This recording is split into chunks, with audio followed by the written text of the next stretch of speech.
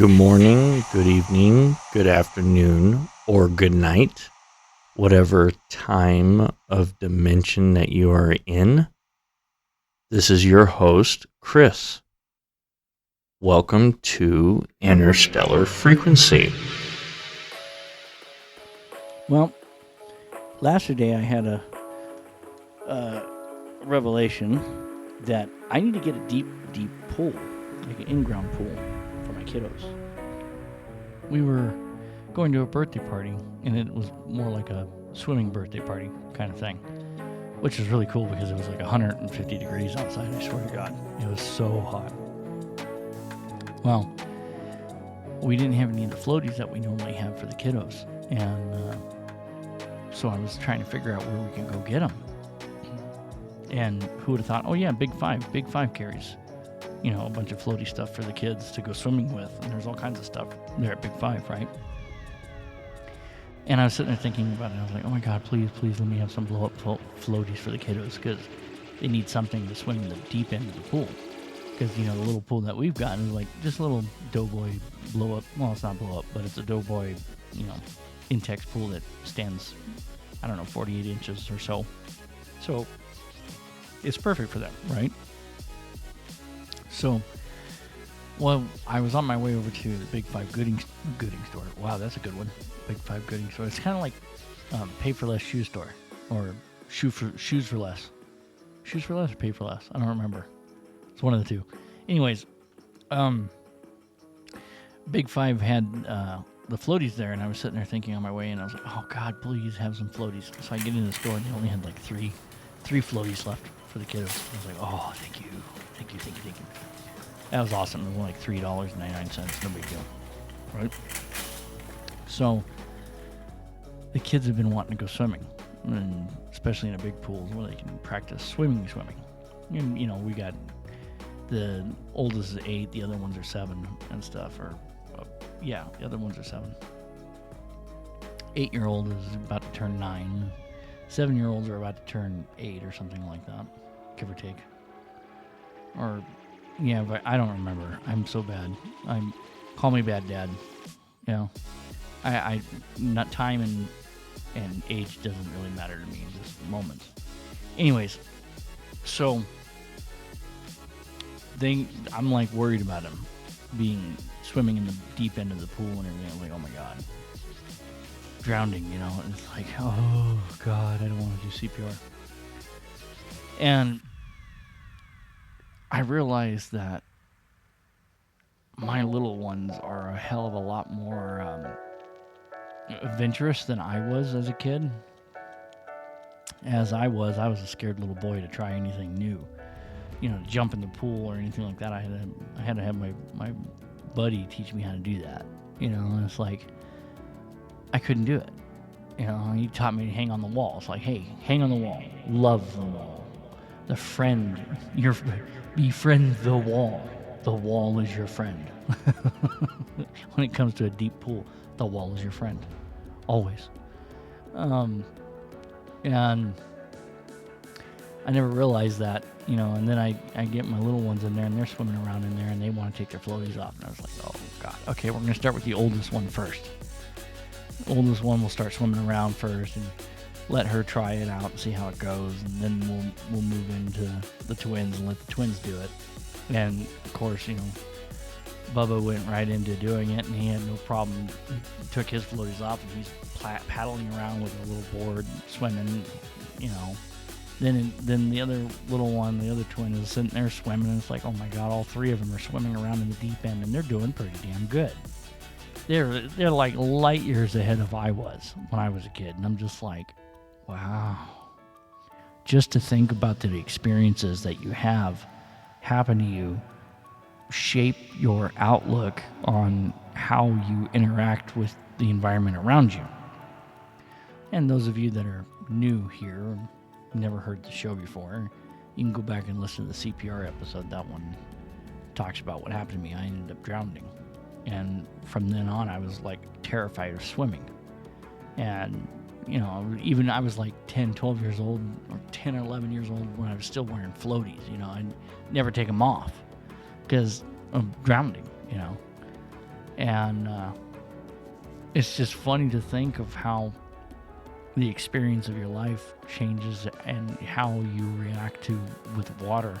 Now I'm like, I don't even know how old I am, 30 something, and I'm like a fish in water. I don't want to get out of the water. Once I'm in the water, I want to keep playing in the water. It's just way too much fun, you know. And it just trips me out is that my kiddos were just like way ahead of me in light years. Like they're all adrenaline junkies, man. Like they're jumping off the diving board, they're jumping into the deep end and swimming, and they're just having a blast. And I'm just like, wow. Me, I couldn't even jump into the damn life instructor's arms in the pool. You know, I was like telling her, no, that's not what we're gonna do. We're gonna do this. And she's like, no, I'm gonna kill you when you get into this pool. I'm gonna drown you. Okay, jump in this damn pool. I'm gonna catch you. You're gonna be fine. I'm like, no, we're not gonna do that. She's like, I'm gonna drown this kid. I swear to God. You know, I'm sitting there thinking about it. And it's like, wow, these guys are way ahead of me.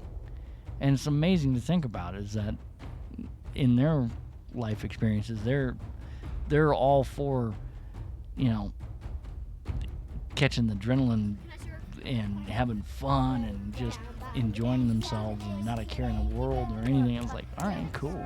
That's awesome. Meanwhile, I'm over here getting gray hair because I'm watching them, you know. And then I come to realize that sitting here worried and freaking out over the idea of them, you know, drowning or, you know, having a hard time or something like that in the pool, realizing that they'll be fine. I'm the one that's over here worrying for nothing.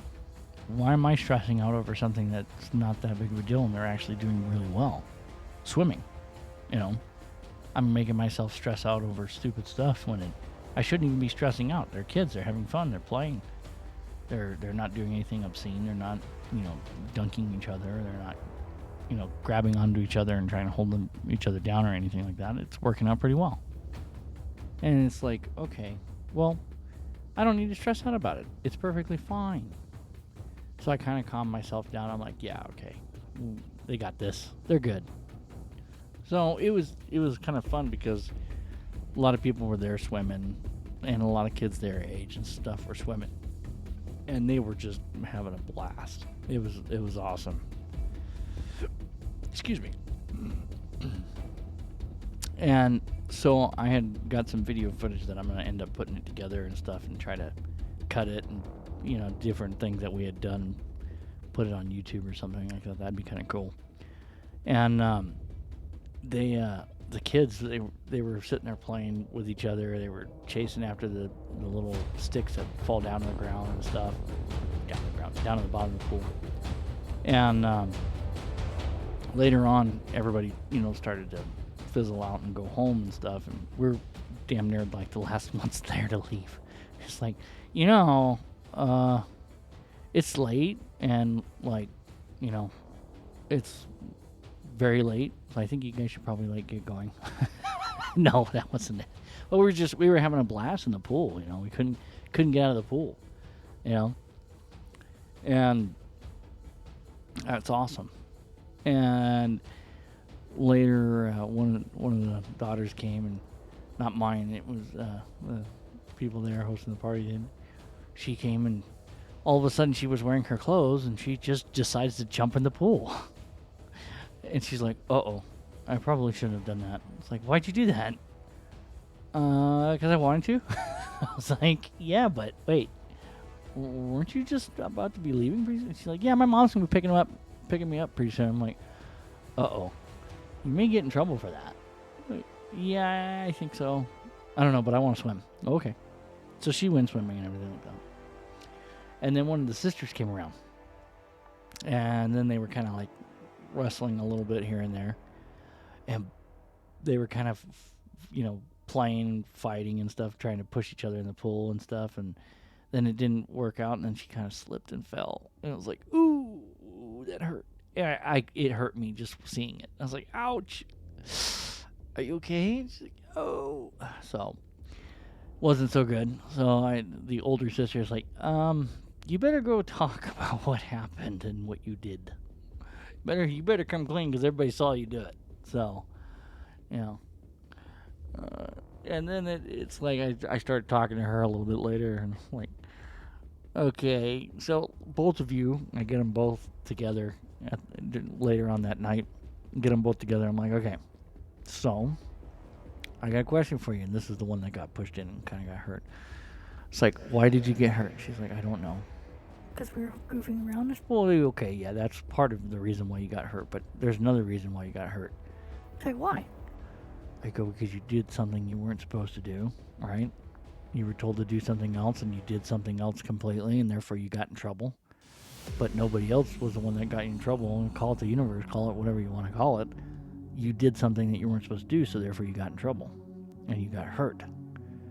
She's like, yeah, I did. I'm like, okay, cool. So now you got to sit there and think about it, and you feel sorry about what you did wrong, so that way you won't hurt so bad, maybe. Then I looked at the other one. I'm like, okay. So then what do you think about this? The karma's going to come back and bite you, right? She's like, yeah, it will. I go, okay. So what do you think? How is it going to happen? She goes, I don't know. I go, all right. The way it's going to work is that when you're sitting there trying to do something that you want to do, wherever it is, you want to go to the movies, you want to go out, you want to go with your friends, or you want to play on your phone, or whatever it is that you have a passion to do, you're going to get roadblocked on doing it. You're going to get told no. Something's going to come up and stop you from doing what you want to do. Nothing's going to go right. And you're going to be sitting there going, why is nothing ever going right? And then you pause and you think for a moment. She's like, yeah. I'm like, then you start realizing what you did wrong and what you did to someone else or somebody, and you feel bad about what you done, and then all of a sudden the doors will open wide open what you did wrong to that other person by hurting them. And then you'll be able to do whatever it is that you have a passion to do because you acknowledge what you did wrong. She's like, oh. I go, okay, well, you're not off the hook yet, I imagine. Something will happen that will stop you from doing what you want to do, and then you got to sit there and think about it and feel bad about it and say, I'm sorry. Or, mentally say you're sorry. You don't have to say it out loud if you don't want to. You just say, I'm sorry. You think about it. I'm sorry. I shouldn't have done that. And then everything will start working. It's funny how that stuff works. Now, some of you might agree with me on this, and some of you might disagree with me, and some of you might think I'm just completely full of shit.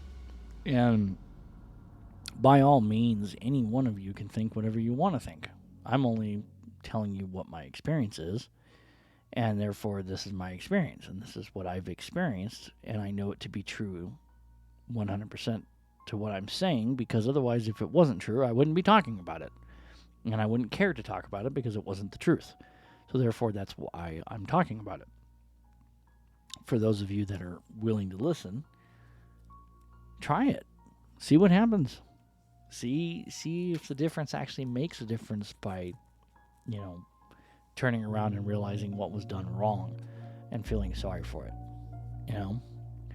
The one I was talking to was a young teenage girl, and she's like, oh man. And she was more worried about the judgment. I go, what are you doing? Stop judging. It will be fine. You'll be fine. Don't be all up about what happened and what you did. It's all right. But it's a lesson learned, and you're learning from it. So therefore, now you know when something happens and you do something out of despite like that, it will come back to you. No matter what you want to call it, it will come back to you what you did to someone else. And I think we as humans have a hard time accepting that reality that, we have a system in place, across the globe and everything like that, that you can do this and you can do that, and you can go with this or you can go with that kind of thing. And, all in all reality, the whole bigger picture that is out there has some type of a governing law over us and what we choose to do and how we choose. Prime example. If I sit and worry my little heart away about this, that, and the other thing, I'm only ever asking for more of that problem to come to me, right? Versus being thankful for what I have and what's going on and what I'm capable and able to do at the present moment, because it's not a guarantee. It really is not a guarantee. It is a guarantee, but it is also not a guarantee. Guarantee is, that whatever happens, causality, cause and effect, there's going to be an outcome, whatever that outcome may be, good or bad. It's going to happen. And understanding that choices that we make, things happen, and in our lives, things happen. There's nothing we can do about it at all. We just got to roll with the ocean, roll with the waves, and go with the flow. And just reshift the focus on whatever it is we're doing. I'm sorry, I have just now beamed you out of the episode. Are you enjoying this show? Are you finding it intriguing what you're hearing? So you decide to help expand this show for others to hear as well? Take a moment and imagine yourself driving your car on the road. You have an Interstellar Frequency bumper sticker. The person behind you sees you get out of your car, walks up to you, and says, Excuse me, what is this interstellar frequency that you have on your car? Now, you are in your own time and dimension and space. As someone has just asked you this, imagine for a moment the conversation that you might have at this time. What would be the words you would say about this show? Imagine what it could be. How would you tell it?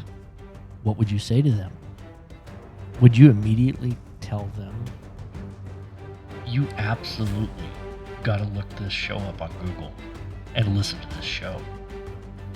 If this happened to me, this is what I would say. Dude, you got to go experience this show. This is the Interstellar Frequency experience. You will find that your mind will be playing a movie while listening to it.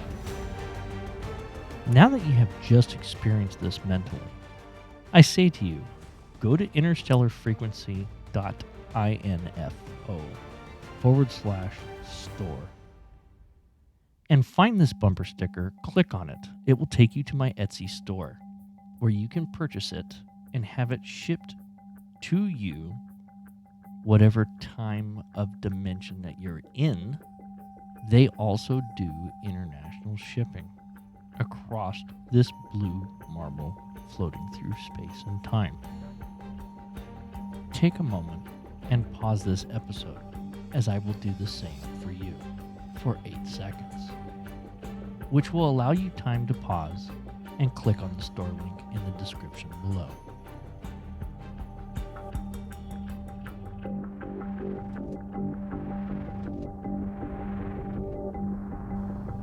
Thank you. I am now going to be beaming you back to your previously audio recording.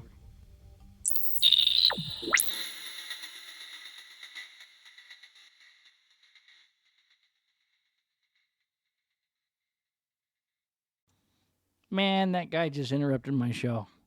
I hate that when that happens. Where was I? Ah, yes. So now, what I'm discovering and what I'm doing myself personally in my own experience is, I know that some of you don't care, but maybe some of you might want to understand this.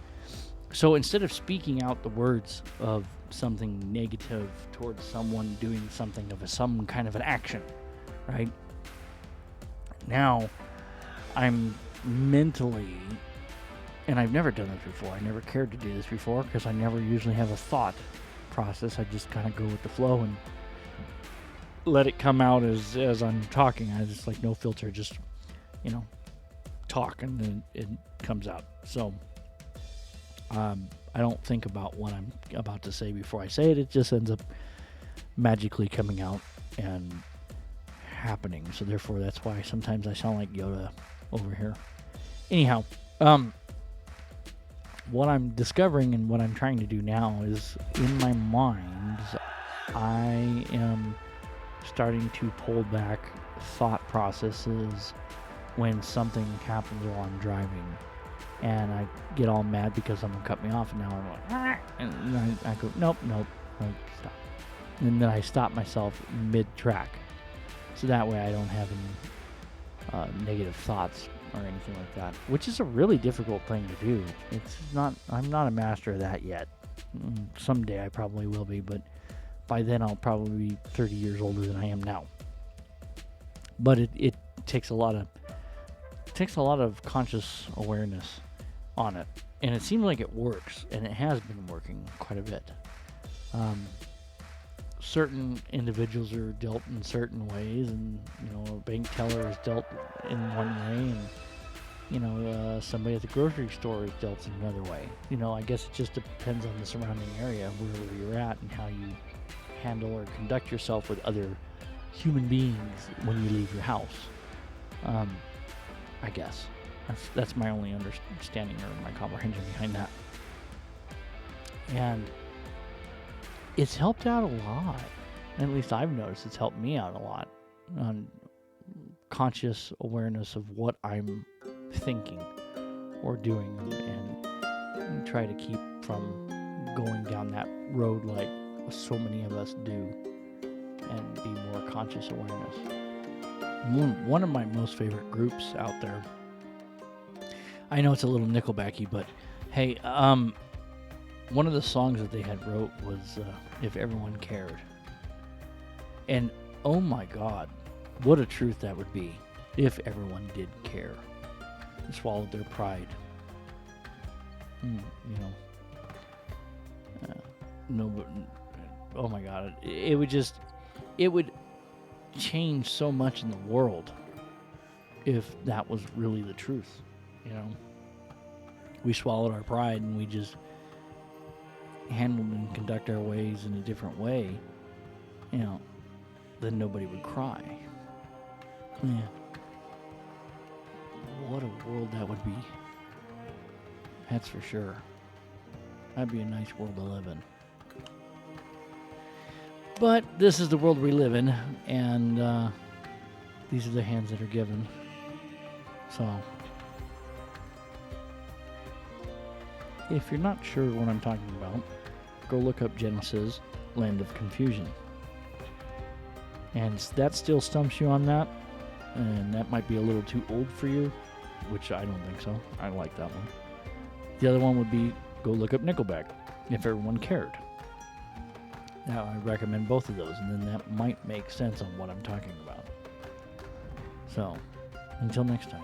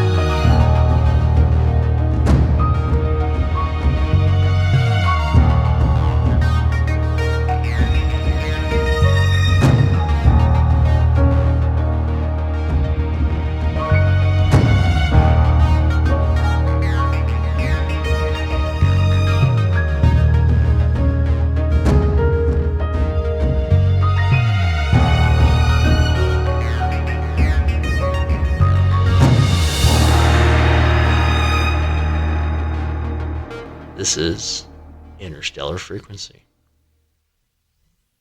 End of transmission.